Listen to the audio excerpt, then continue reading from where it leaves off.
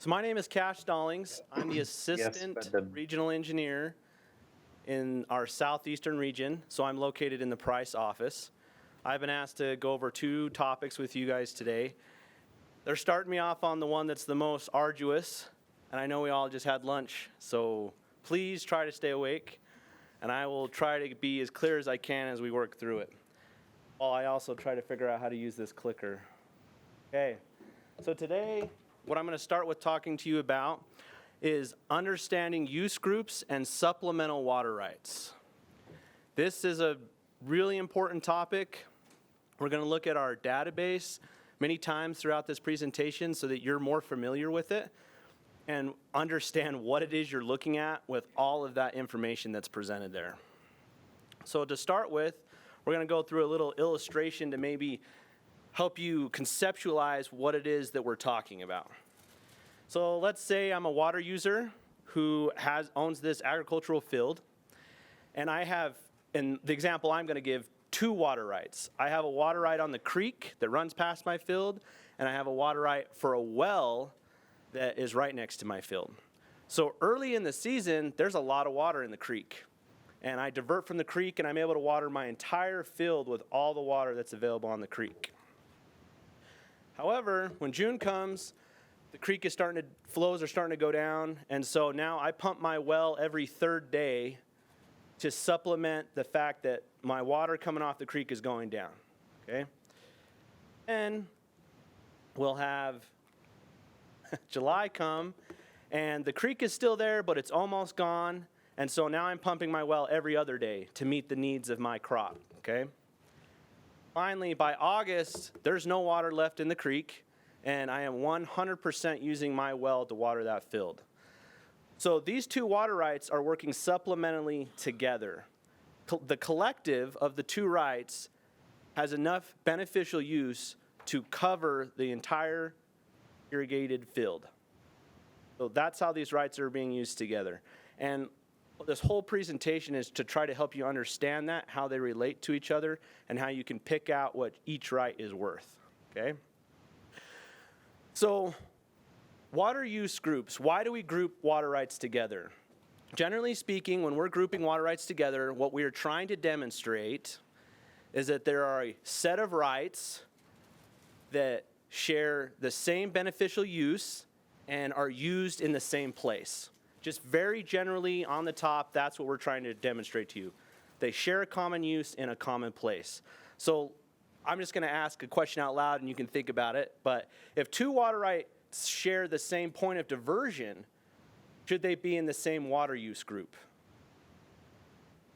Not necessarily, right? There can be many different water right owners who all divert from the same place, but they use their water for different purposes and in different locations, even though where the water right is diverted is shared.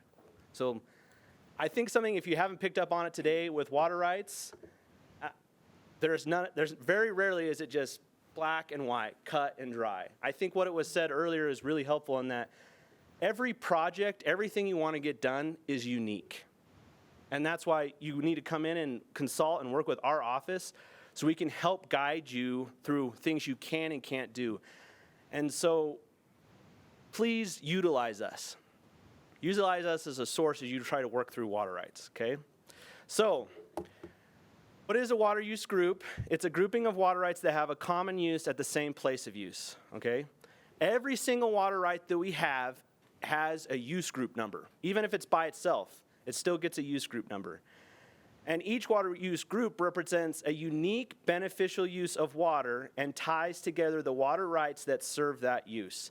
So if you haven't heard this next phrase today or haven't paid attention, you're going to hear it many more times with what's left over for today and tomorrow, and that is that beneficial use is the basis, measure, and limit of a water right. Okay, beneficial use is the basis, measure, and limit of a water right. So what does that water use group define? It helps define the place of use, the period of use, and the beneficial uses of, like I said, a single water right or a group of water rights. And something important to remember is that one single water right number might be in multiple use groups. That is possible. Okay? So let's take a look at a screenshot from our water rights database. And I know Jim's going to give you a bigger tour of this tomorrow, but to give you an idea, every single water right number can be searched on our database. And if you search that water right number, it's almost like every water right number has its own homepage, if you will, where you can go and find a bunch of summarized and detailed information about the right. Another thing that's available in there is, instead of just looking at the summary page, you can also dig into the files and the documents that we have about that right and associated with it. So here is one section of the summarized page. If you go down, you'll eventually hit a header that says water uses. And then here is where we're going to be focusing during this presentation. So in the boxed red section, you can see the use group number associated with this specific water right. Okay? So one other thing that's defined in there is the place of use. And we can see that in this next thing. So the place of use is described in this highlighted section. And we're looking at a right that has irrigation as its use in this use group. And what we're saying here is that in the northeast quarter of the southwest quarter of section 32, township 36 south, range 13 west, is where this water right can be used. Somewhere in that 40-acre tract, this water right is servicing a quarter acre of irrigation. That's what's being described there in that section. Okay? Another thing that's described is the period of use. So typical, again, not always, homes or domestic uses have year-round use. Irrigation has the irrigation season, which varies depending on where you are in the state, commonly April 1st to October 31st. And then there's stock watering, which again, commonly year-round, but not always. Whatever it may be, it's described here, again in the red boxed area, what the period of use is for this water right in this use group. Okay? Again, the other thing described is what we've been hitting on, the beneficial use. Okay? So what it's saying here is that this water right is servicing a quarter acre of irrigation. And you can see that that quarter acre is called out twice, interestingly enough. And we're going to be hitting a lot on this in this presentation. So we had the beneficial use amount, a quarter acre, and then you see group total amount, quarter acre. In this specific example, beneficial use amount and group total are the same, but that is not always, okay? So types of beneficial uses.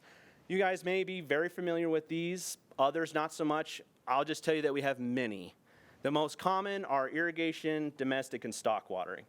But there's everything from industrial to commercial to mining use to municipalities. There's all kinds of different uses. And if we can't define it within some of the things we have, we'll just give you an other category and we'll stick it in there. But you can work with us to help us understand how you want to beneficially use the water, and we'll help you know if that's something you can or can't do. Okay? So other terms to understand today, and this is what I was hitting on a little bit ago, is the sole supply of a water right. Sole supply. So that individual water right's worth, if you will, okay? And it may be expressed as a limit of use of a water right. It may also refer to the water right's limit in a group. So what that water right by itself is good for. Then there's the group total. So as a collection of water rights, what can they do? And then as you saw earlier, beneficial use amount, another way to use that phrase is group contribution. So again, what is this individual water rights group contribution to the overall group? Okay? Yeah, I got a question. Jim's coming.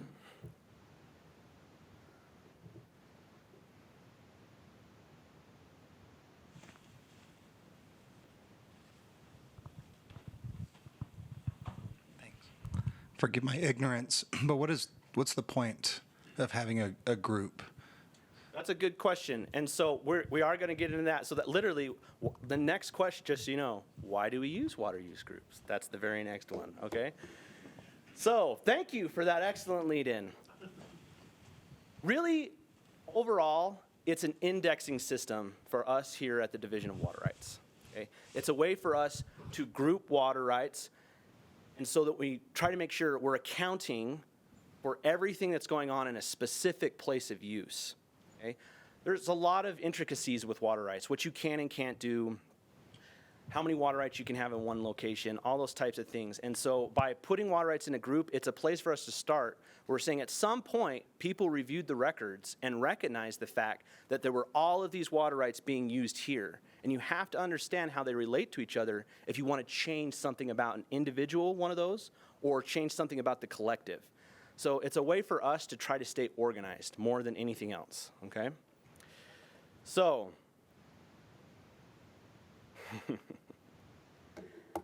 now, probably something more practical, coming back to why do you care? Okay, great division. So you've got a way to keep this all together.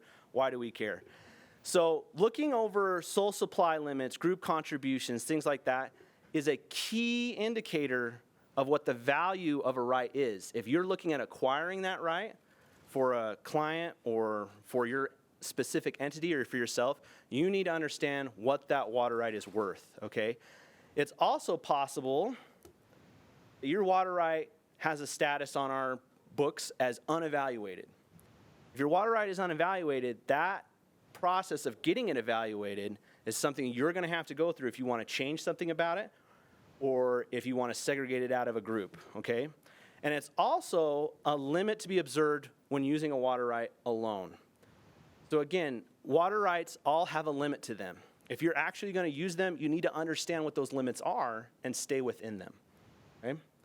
So that's why it matters to you guys why we have these sole supplies and group contributions. So let's look at some more examples off of our webpage. Yeah, we got another question. Yeah. Does it show if it's unevaluated? It does, and we're going to go over a specific example of that.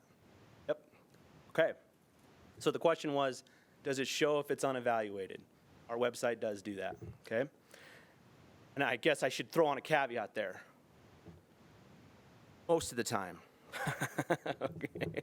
Most of the time, okay? I think I'm going to say it again later, and I'll say it right now. Right up at the top of our webpage, it says we don't claim 100% accuracy of the information that you're looking at. Do not claim that. And we're going to hit on it some more again later. And if there's one thing I can have you guys take out of this presentation, it's that what's really important when dealing with water rights is you have to get down to the documents that are essentially what I like to call the legal basis of that right now. And what that document is could change over time. And we're going to discuss that more here in a minute, okay? So in this example, in purple, we have this water use group highlighted. And you notice for these two water rights, the use group is the same. These two water rights are grouped together. They have, of course, their own unique water right number, all right? Highlighted in red there. So now, as that circle moved down, what you see is the beneficial use amount, or another way to think of that, its sole supply is now in that blue circle. For the one water right, it's 13.62 acres. The other water right, 1.25 acres, okay? The group total is those two water rights added together. Together, as a collective, they're good to water 14.87 acres in the specific place of use shown here. Okay? So, we are going to work through a much more complicated example here. So let's try to stick with me, and we'll go through this step by step. But I think it maybe does demonstrate something that I'm trying to point out to you, which is that water rights are complicated. They're learnable. You can figure them out. We can help you figure them out, but they can be complicated, all right? So here we have this water use group that has a much larger collection of water rights, okay? We're looking at one specific water right in that group, and you can see here again, its beneficial use amount, or its sole supply, is 20 acres of irrigation. The group total, 755 acres of irrigation, okay? You see here described where the water right can be used, so its place of use. And in this example, there is actual quantities put into each of the 40s, not just an X, okay? One thing that Jim will give you a tour of again tomorrow is that when you're looking at a water right and you're on its homepage and you're seeing all this summarized information, a super handy tool for you is up on the right-hand side, there'll be a blue hyperlink that says View Map. And it will take you to our map server and show you what this water right looks like actually on the ground. So what you're seeing displayed here is that taking place, It has all of those 40s that were described before, highlighted in green, giving you an idea of where the water right can be used. The red squares that you're seeing are all that specific water rights points of diversions, which happen to be wells in this case. All right? So now we're going to start trying to figure out where this specific water right is covering in all of that place of use. I want to say that this may or may not be able to get this specific, and even if we look through the documents, okay? In this example, I guess it was this specific. So that 20 acres for that water right is covering that specific wedge right there. As we look through the documents on all the other rights, we're able to determine these other water rights are covering these other locations, okay? One at a time. But what's interesting is there were 4 40s that were claimed to be a place of use that these water rights could be used, but all the acreage has already been used up. So how can it water in these 4 40s? That's the question. Why is this possible? What am I missing here? So again, if we come back to this example that we have, the group is limited to 755 acres plus a little. However, when we calculated up all the acreage in the place of use area, it came out to 883 acres. How is this 127 acre difference even possible? And if you were just looking at our water rights database, you'd be surely the water rights division has this page in error and there's a problem here. However, if you dug into the documents on the right, what you would find out is that this particular water user is approved for crop rotation. So every year, this water user has to submit to our division a paper or a map and say, these 127 acres of all of my fields, I am not going to water this year. And instead, I'll be watering all this acreage. So the water rights can be used in all of those 40s. However, they're still limited to no more than 755 acres in a given season. Okay? So here's another example. This is common when looking at municipality water rights. Municipalities, cities, counties, if you will, often have a very large portfolio of water rights. Okay? And so here they've been all grouped together. And we are looking at this specific use group and one specific water right in that group. However, down below, it does state what that water right's contribution to the group is, 148.5 acre feet. Let me ask another question, because I don't want you to get confused. So if I have, let me ask you this. Is a reason to group water rights together because they're owned by the same person? And again, my answer would be not necessarily, okay? Because it's not about who owns them. It's about what type of beneficial use is it and where is it being used. In this case, the municipality has a large service area that they service all of these rights through. So again, it's a similar use in a similar place, so they're grouped together, okay? So, like I said, large portfolio of rights. So water use groups include all the rights used within the service area of the municipality. All right. This page is one I've been waiting to get to because, again, if me just droning on up here has just been terrible, I understand it. But if there's one thing that you can take out of my presentation today, it's probably this slide, okay? So there are certain documents on a water right file that help you understand what the worth of that water right is. And the document that you may be interested in changes over time. Could, I guess, say change over time. And so you need to know what you're looking at. And again, we can help you with this. So let me just walk you through a simple example. Let's say, and what I'm trying to drive at here is when you're trying to determine, hey, I want to make sure that the state's water rights database is not in error. What document do I need to look at to determine that? Okay? What I would tell you need to go look at is what I like to call the legal basis of the right. So the document that is currently defining how this right can and can't be used and what its worth is. So when you first apply for a water right, you're going to do an application to appropriate. And that's always a good document to look at just to understand what was the original intent of the applicant. However, if that application is approved, there's an order of the state engineer issued, an OSE, And that OSE is what, until that water right's perfected, says what that water right can or can't do. Okay? Once it's perfected, then that certificate of beneficial use that was issued for that water right would tell you what that water right can and can't do. If later an adjudication comes through that area and there's a PD book published, that PD book is now what tells you what that water right can and can't do. Okay? So you see, it can change over time. There's other types of documents here that have been already discussed a little bit. Diligence claims and underground water user claims. These are types of rights that are created claiming use a long time ago.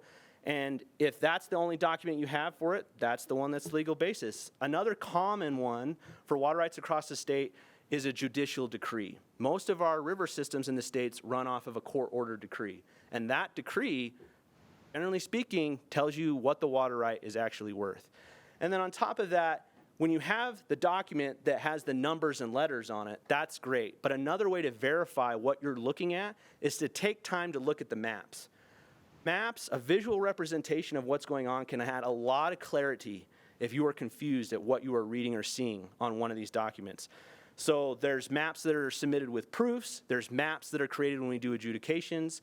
Take time to verify what you're seeing on the document with a map if possible. Okay? So,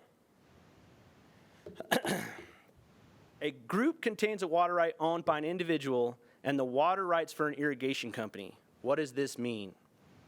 So I've seen this.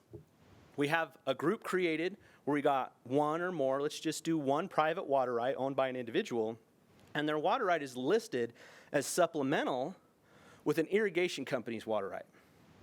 This is a practice that we used to do a long time ago, and essentially what it's meaning is that at the time of that document was created, that water user had their own private water right and shares with some sort of company that they were watering a field with or taking care of their cattle with.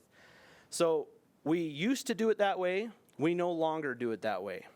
So if you guys searching through find this in the database, you can submit a written request to us to correct it, because we would like to change it to have it be more representative of how it should be.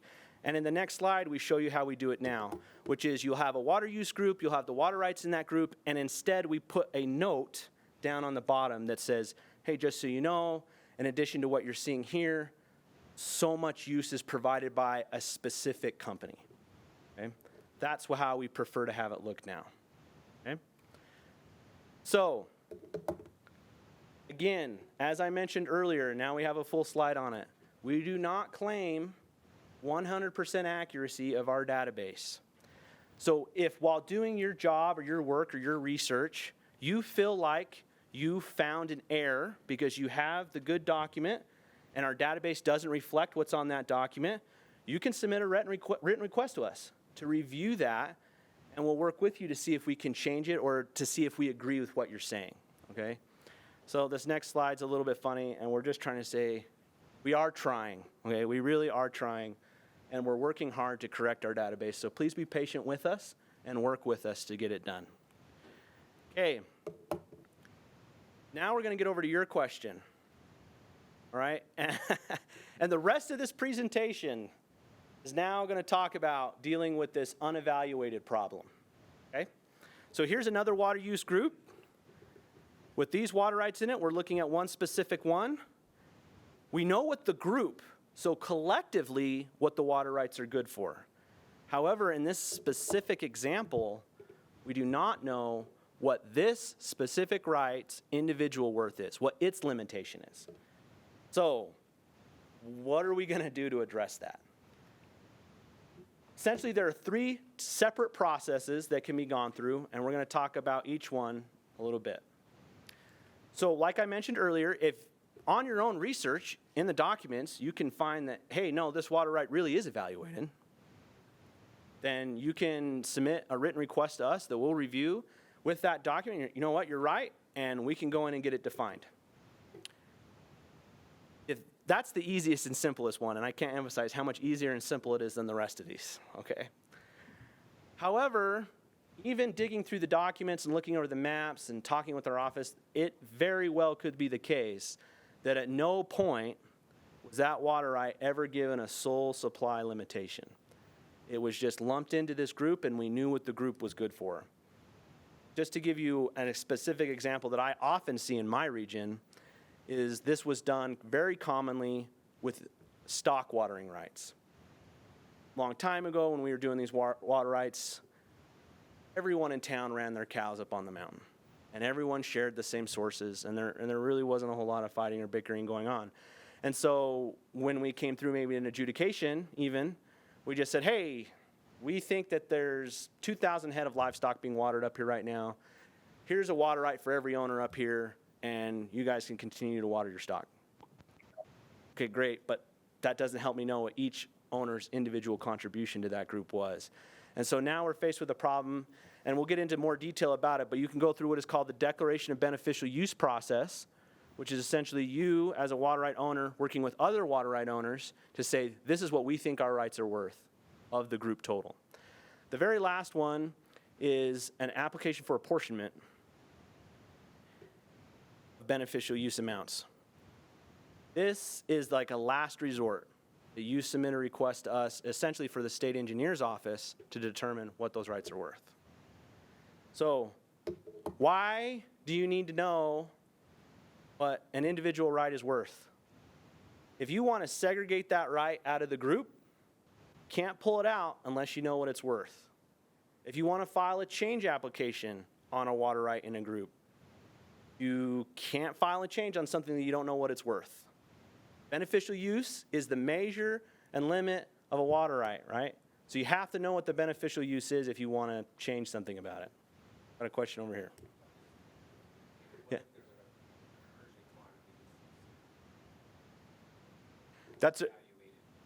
That's a really good question, right? So you're talking, hey, there's an acre foot amount associated with it. There's a flow rate associated with it, right? It still comes down to the beneficial use. So how many acres, how many head, how many homes is the measure and limit of a water right. So you have to determine what that use is. And maybe you can do it. Maybe by providing evidence and working with the other folks, you'd be like, hey, look, I think it's pretty clear what the intent was. Can we just agree to this? But in the end, we still have to decide on what those uses are to be able to split that water right up. Okay? So I'll read this paragraph because I think it's important. Defining the beneficial use amount of water rights within a group ensures the amount of water and beneficial use of the individual water rights in the group is properly defined, so there won't be confusion if the rights are used independent of each other.